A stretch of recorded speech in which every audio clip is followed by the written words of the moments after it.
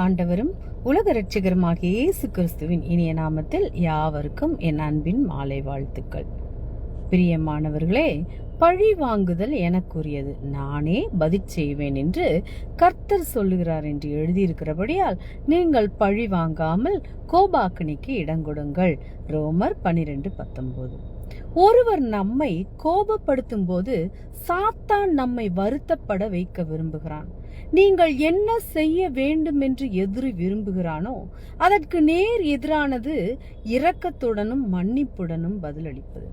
ஏனென்றால் அது உங்களை வருத்தப்பட வைக்கும் திட்டத்தை முறியடிக்கிறது. அது இயல்பாக வருவதில்லை, அது எப்போதும் எளிதானதும் அல்ல. ஆனால் நாம் என்ன செய்ய முடியுமோ அதை செய்யும் போது நம்மால் செய்ய முடியாததை கடவுள் செய்வார். ஒருவர் உங்களை கோபப்படுத்தி உங்கள் மனதை புண்படுத்தும் போது நம்மில் பலருக்கு இயல்பான பதில் அவர்களை பழி வாங்க வேண்டும் என்பதே. ஆனால் நீங்கள் அப்படி பழி வாங்கினால் உண்மையில் என்ன பெறுவீர்கள்? நீங்கள் அவர்களை கோபப்படுத்துவீர்கள், பின்னர் அவர்களும் உங்களை பழி வாங்க மீண்டும் முயற்சிக்கலாம். இந்த சுழற்சி ஒருபோதும் முடிவதில்லை. நம் கோபத்தையே பிடித்து கொண்டிருப்போமானால் நாம் முட்டாள்தனமாக இருக்கிறோம். நாம் கோபத்தையும் அதை ஏற்படுத்திய மக்களையும் கடவுளிடம் கொடுத்து விட வேண்டும். அவரே அதை கவனித்துக் கொள்ள விட்டுவிட வேண்டும். பழி வாங்குதல் என்னுடையது, நான் பதில் சொல்வேன் என்று தேவன் சொல்கிறார். கடவுளை நம்புங்கள், அவர் உங்களை கவனித்து பாதுகாப்பார். என்ன நடந்தது என்பதை உங்களால் மாற்ற முடியாது. ஆனால் நீங்கள் அதை தேவனிடம் கொடுக்கும் போது உங்கள் வாழ்க்கையில் ஏதாவது நல்லது செய்ய அவர் அதை பயன்படுத்துவார்.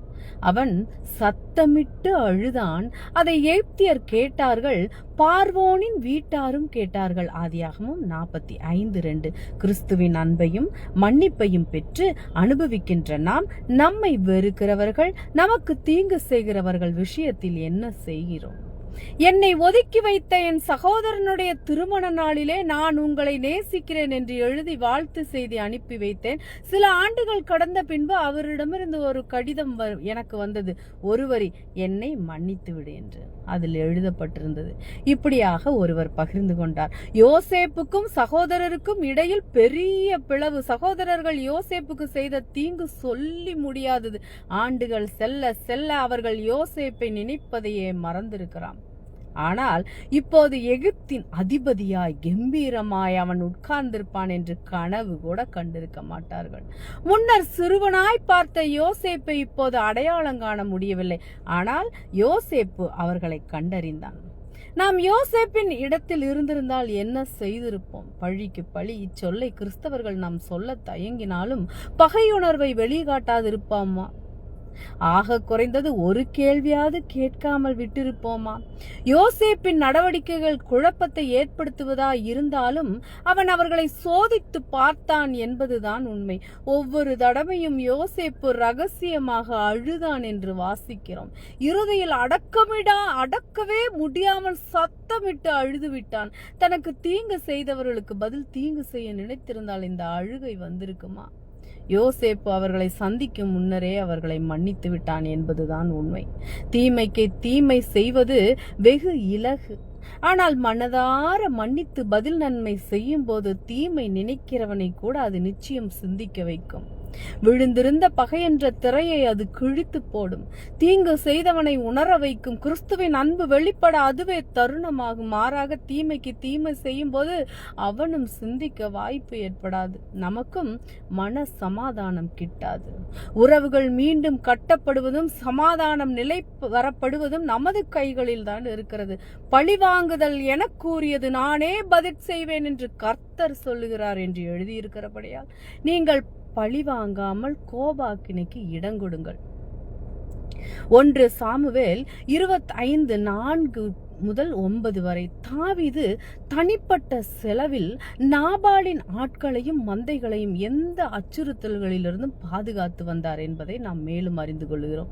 தாவீது மற்றும் அவனது ஆட்கள் பாதுகாப்புடன் இருந்ததால் தான் நாபால் தனது ஆதாயத்தை அதிகப்படுத்தி கொண்டே பாதுகாப்பாகவும் வாழ முடிந்தது. அதற்கு தாவீது பதிலுக்கு எதுவும் கேட்கவில்லை.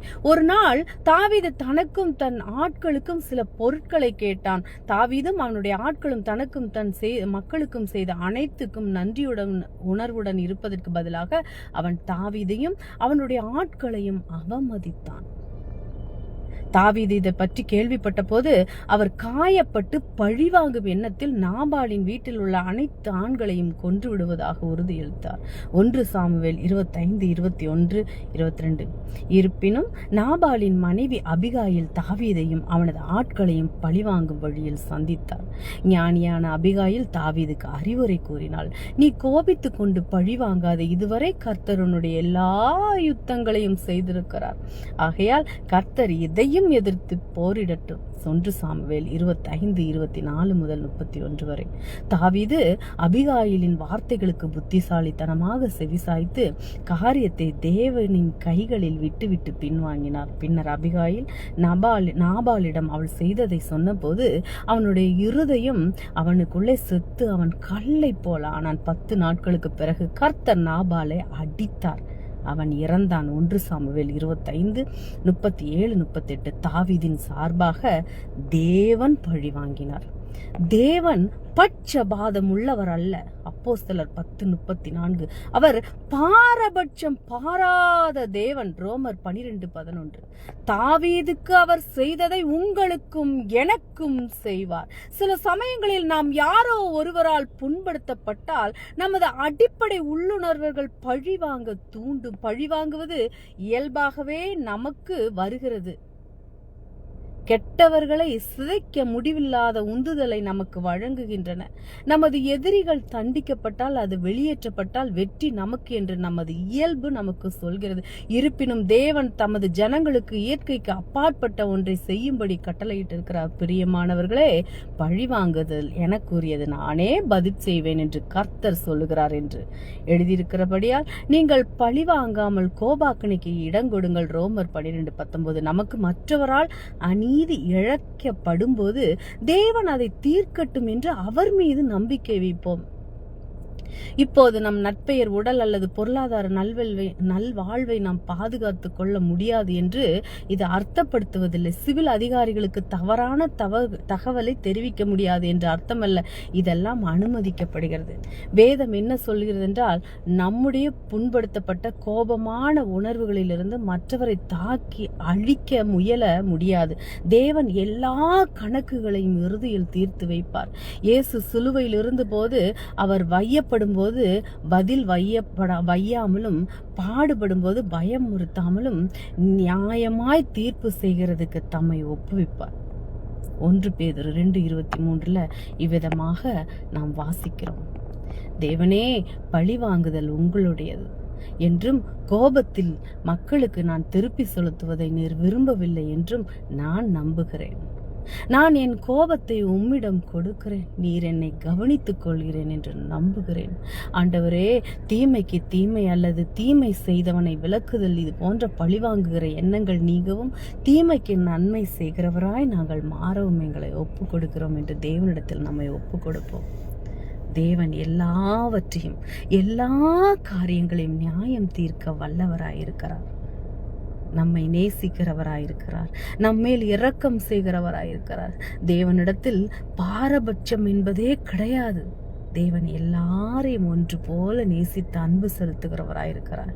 நம்முடைய காரியங்கள் எதுவாயிருந்தாலும் சரி, என்ன எவ்வளோ பெரிய கஷ்டங்களாயிருந்தாலும் சரி, தேவனிடத்தில் நாம் ஒப்பு கொடுக்கும்போது தேவன் நம்மளை ஆசீர்வதித்து பலப்படுத்தி நமக்கு நியாயம் செய்கிறவராயிருக்கிறார். நீங்கள் ஆசீர்வதிக்கப்பட்டவர்கள். ஆமேன். அல்லேலூயா. Price God.